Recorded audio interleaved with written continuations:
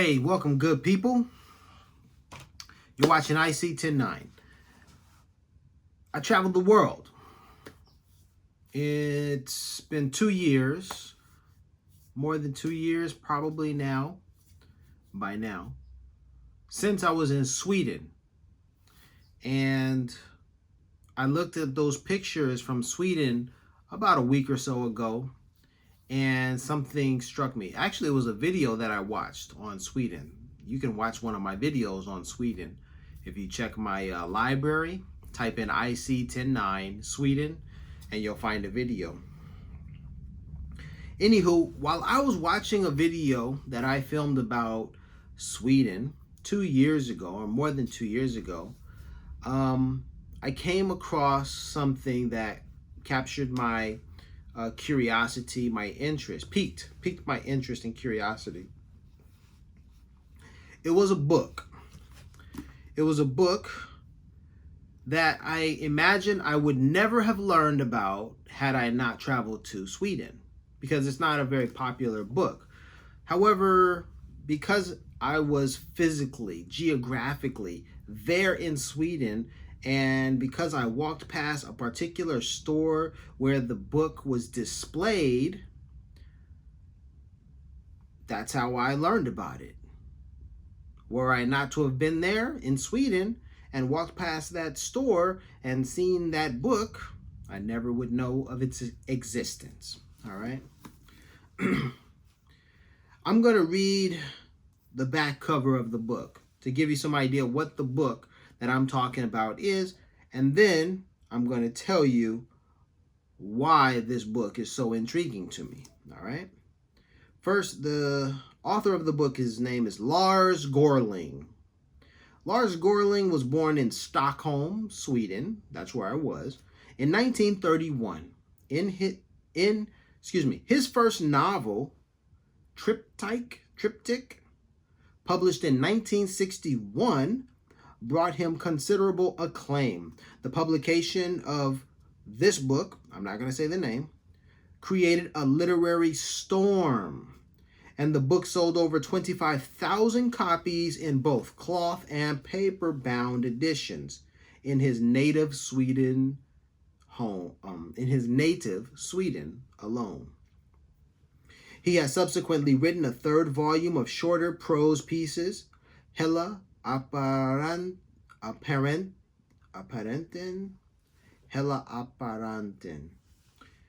as well as many pieces for radio and television. Görling works as a film director with Svensk Filmindustri, Sweden's largest film company. His first film, together with Gelina Monday and Tuesday, which he both wrote and directed, was released in the fall of 1965. I was hoping that it would explain the book, tell you more about the book. The back cover does not. It's the inside covers, these inside slits that tell you more about the book. All right, I'm going to read it. Let's see. I'm still not going to tell you the name of the book. Just know that it is a novel by Lars Görling. All right. It says, "This is a strange and terrible book," wrote one Swedish reviewer. "The impact of the sordid misery and crime which it divulges is made even more powerful by the cool, detached manner of narration and the objective, unemotional style. The Swedish newspaper Expressen labeled it one of the toughest books in Swedish literature, a raging, furious book that looks straight ahead in anger." That's not a warm, welcoming review. Kind of, it's kind of rough. All right.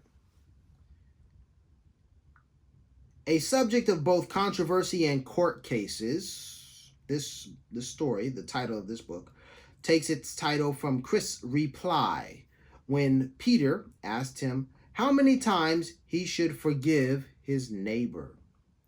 "How oft shall my brother sin against me, and I forgive him? until 7 times? Asked Peter. Jesus replies, I say not unto thee until 7 times, but until 70 times 7. And then the number, sin and its forgiveness is that which goes beyond even Jesus's admonition to Peter.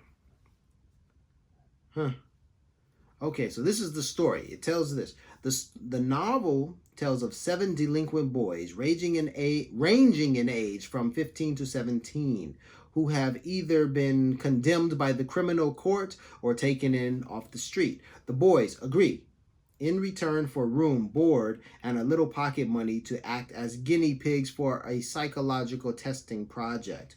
The hostel in which they live in a condemned building becomes the scene for a merciless battle among the boys themselves and between the boys and the authorities. When they are not plotting the downfall of Christer, the 23-year-old assistant supervisor of the project, the boys are enthusiastically making plans to get a car and set up a bootlegging business, or dreaming of taking over the hostel and subduing the whole world through the use of drugged flowers. By chance, they witness the rape of a barely pubescent girl in a neighboring attic, a scene which both excites them and intensifies their aggressiveness. Later, they sneak a prostitute into the hotel, Steva, whose final degradation the boys plot with the coolness and daring which marks so much of their conduct. The film of this book, whose name I still haven't told you, which is a faithful realization of the novel, has caused a furor in Sweden and has been seized by customs in the United States. Judith Chris has said of it, the intent of this book is a serious and artistic one. Here is the ultimate struggle between good and evil, described in an admittedly shocking film, which goes beyond homosexuality into perversion and sadism. The dominant effect is to arouse repulsion, disgust, horror at the human instinct for depravity, and hopefully compassion for the agonies of the human soul. Okay, so I've already read the inside slits, inside covers or so, and the back cover. And now I'm going to reveal the name of the book by Lars Görling, Lars Görling.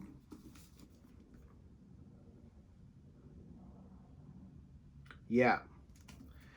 This book, so I was in Sweden, in Stockholm, Sweden, 2 years ago.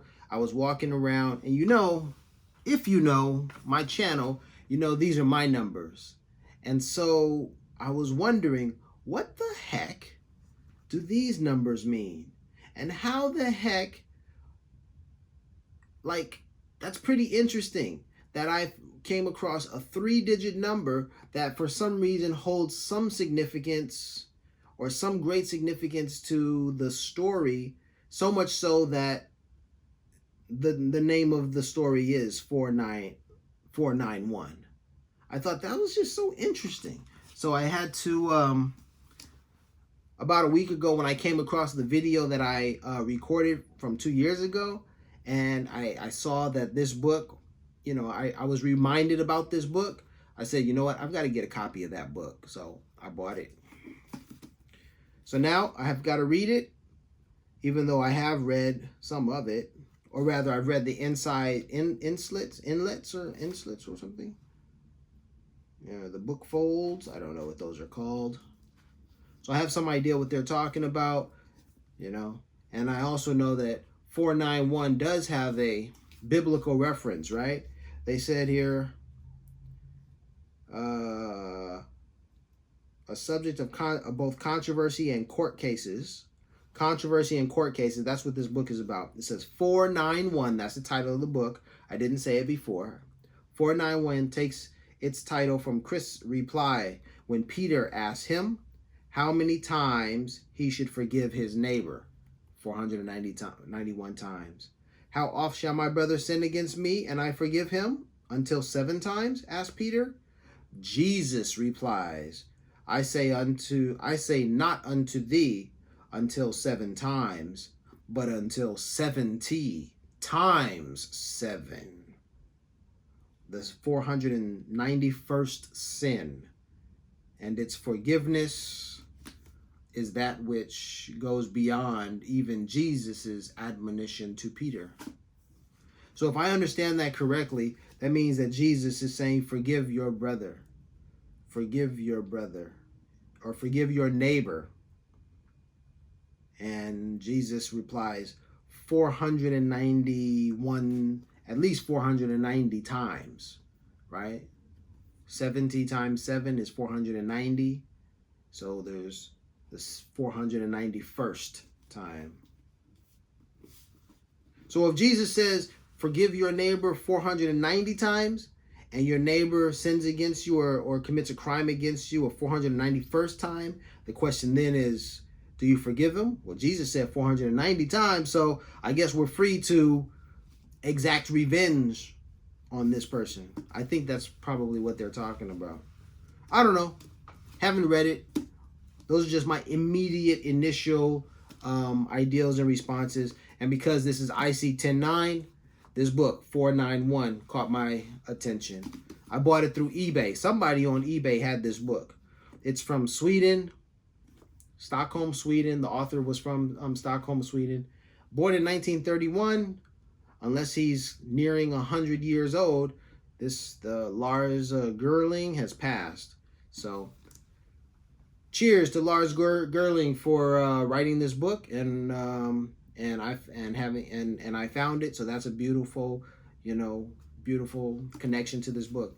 The last thing that I will say is I didn't find any information on this book when I did some research online. No one wrote any reviews of this book, so it was basically obscurity. It was obscure.